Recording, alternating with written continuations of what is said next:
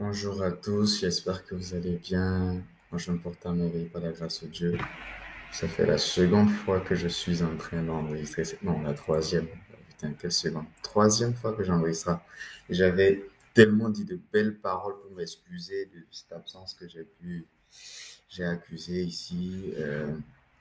Je suis désolé. J'ai compris que tenir une chaîne YouTube, ça ne dépend pas seulement d'une simple volonté, mais il faut avoir du temps et surtout beaucoup de discipline. Je m'excuse et voilà. Donc pour mon retour, j'avais prévu vous parler de deux bourses d'études aujourd'hui. Malheureusement, ça fait 1 heure, 2 heures que je suis en train d'enregistrer et puis ça passe pas parce que j'avais des problèmes. Je savais pas que j'avais un souci avec le PC.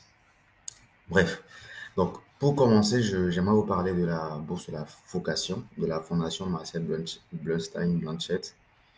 Alors, c'est quoi la fondation Marcel Blanchette? C'est une fondation en fait qui a pour objectif ou qui s'est donné comme vocation d'aider les personnes qui ont une vraie vocation. Donc, comprenez, la vocation c'est quoi? C'est vraiment un appel de l'âme, un cri du cœur, quelque chose qui définit tes choix, un objectif que quelqu'un se fixe et qu'il veut vraiment atteindre. Parfois même c'est pas la personne qui se l'est fixé, mais c'est vraiment ce que son âme au-dedans de lui désire, a envie de faire.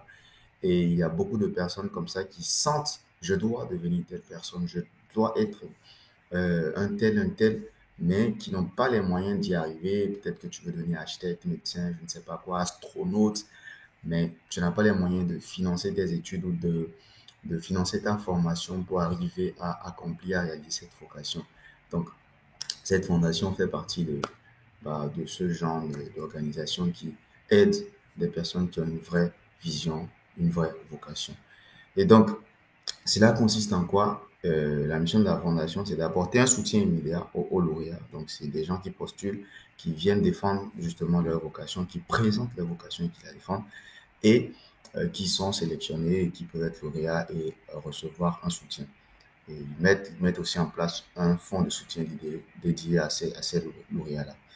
Et donc, les lauréats, c'est généralement une trentaine de personnes, donc une trentaine de prix qui sont décernés pour des jeunes de 18 à 30 ans.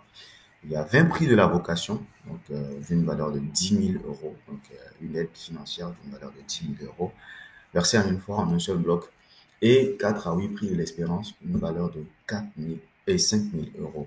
Donc, on peut voir ça comme la bourse et la demi-bourse. Bref, c'est un peu ça. Donc, il y a 20 personnes qui sont sélectionnées pour avoir un accompagnement total, une aide financière à hauteur de 10 000 euros. Et 4 à 8 personnes, si les dossiers ne sont pas retenus dans le prix de la vocation, et qu'ils ont quand même un bon dossier, c'est qu'ils vont être retenus pour le prix de l'espérance. C'est ça la bourse de la vocation. Donc, je vous invite à aller sur le site. Je vais vous mettre ça en descriptif ou en premier commentaire et aller voir. Et n'hésitez pas à postuler. Mais déjà, qui sont concernés? Il faut savoir si vous êtes éligible. Bah, c'est toute personne âgée de 18 à 30 ans dans l'année. Donc, en 2023, si vous êtes dans cette fourchette-là, vous êtes concerné. Tous les jeunes Français actuellement en France ou à l'étranger, donc ça, c'est pas notre cas ici. Ou peut-être, généralement, dans les bourses, on exclut les binationaux. Ici, au moins, on inclut les binationaux. D'ailleurs, on encourage même les Français à postuler. Ce qui nous concerne, nous, toute personne de nationalité étrangère vivant en France ou ayant un projet en France. Donc, toute personne de nationalité étrangère vivant en France, donc ça peut concerner même des gens qui sont déjà ici en France et qui recherchent un financement, qui ont des difficultés à continuer, et ou une personne qui a un projet ici en France. Donc, tous ceux qui sont en train de faire la procédure Campus France, qui sont en train de préparer le, le visa, qui attend des acceptations, voilà, vous avez un projet en France. Il va falloir défendre ça.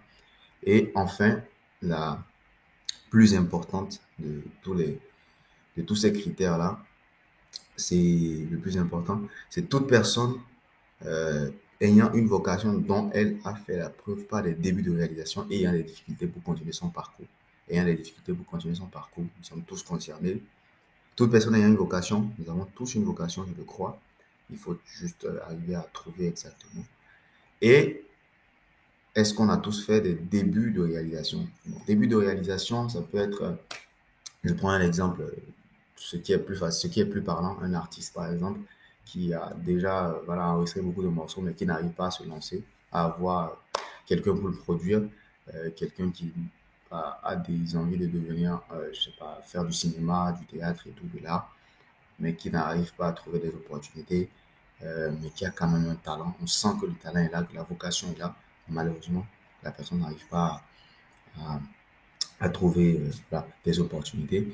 Ou ça peut être même un étudiant, je prends un exemple typique, un étudiant en droit par exemple, qui dit demain je vais être juriste, je veux exercer le droit pour défendre des femmes qui sont persécutées, harcelées à tout bout de champ, qui sont victimes d'abus sexuels, mais qui à côté par exemple lance une association pour soutenir ce genre de personnes, ou qui dit je veux défendre les orphelins, les veuves, et qui lance une association qui, même s'il n'a pas lancé, est activement dans une association et participe et tout. Ça, c'est un début de réalisation. C'est montrer que, voilà, je me donne les moyens au travers de mes études d'atteindre un objectif et déjà à côté, je suis en train de faire parler ma vocation. Donc, c'est un peu ça. Donc, toute personne est concernée, je crois. Moi, j'avais pas, je faisais même pas de choses à côté qui concernent vraiment ma vocation. Bon, oui, ma vocation, c'est pour parler un peu de ce que j'ai défendu comme vocation, c'était l'enseignement. Et enseigner dans quoi? Quoi exactement? J'ai parlé de mes études, de ce que je fais et du fait que j'aime beaucoup enseigner à côté. Et ça m'a permis d'aller jusqu'au grand jury, même si je n'ai pas été retenu pour le final et tout, pour être lauréat. Ça, c'était une très belle expérience parce que j'ai écrit beaucoup de choses. Ce qu'il faut savoir, c'est que la procédure en vrai, c'est plusieurs étapes. Déjà, ça s'est ouvert depuis le 1er janvier et ça va jusqu'au 31 mai pour le prix de la vocation. Il y a le prix de littérature et le prix de poésie. J'en ai pas parlé, mais en fait, c'est plus axé, voilà, des gens qui sont des auteurs, des jeunes poètes qui, voilà, ont déjà des débuts de réalisation aussi, qui ont écrit quelque chose, des livres peut-être qui n'ont pas encore réussi à publier, ou des poésies qui n'ont pas réussi à, voilà, faire paraître et tout. Ça, c'est plus ça pour les prix du bail. Là, c'est un, deux lauréats, les deux cumulés. Donc, je disais, la candidature, c'est vraiment une longue étape où la première est simple, CV, lettre de motivation, la classique. Vous déposez ou vous inscrivez. Après, voilà, après le dépôt de candidature, il y a le dépôt de dossier. Donc, si vous avez déposé la candidature, il y a une présélection qui se fait.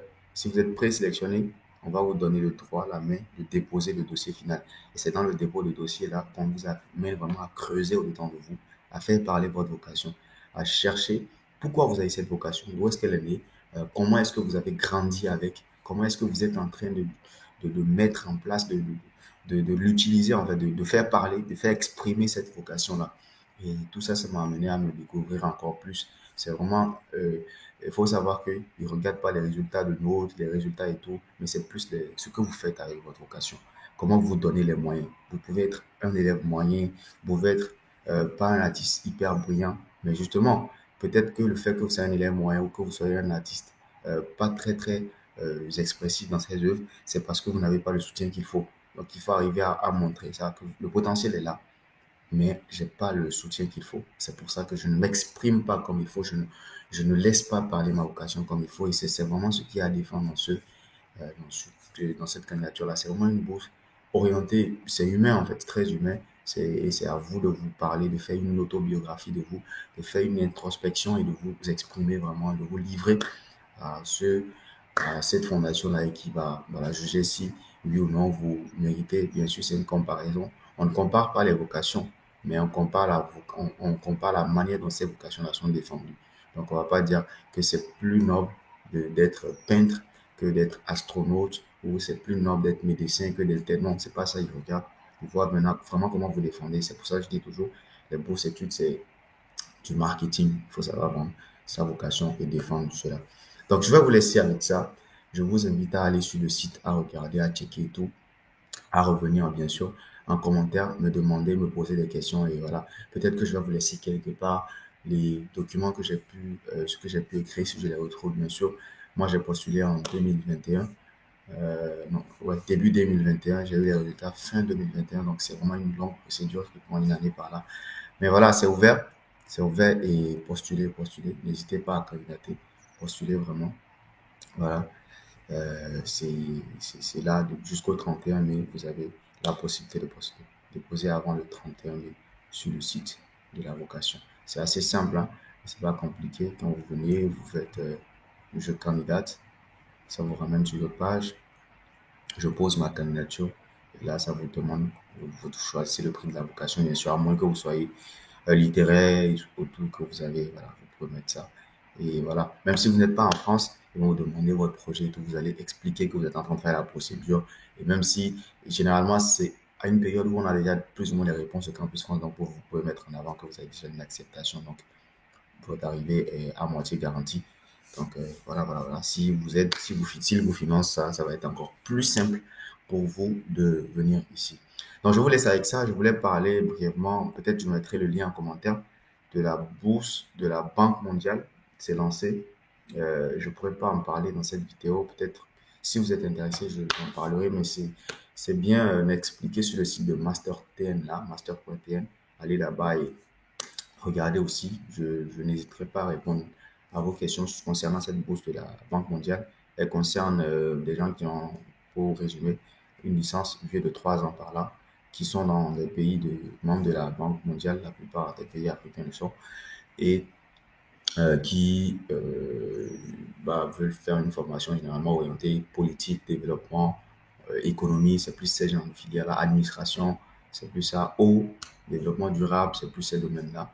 Et voilà, dans des universités, généralement Australie, Angleterre, États-Unis, plusieurs universités dans le monde.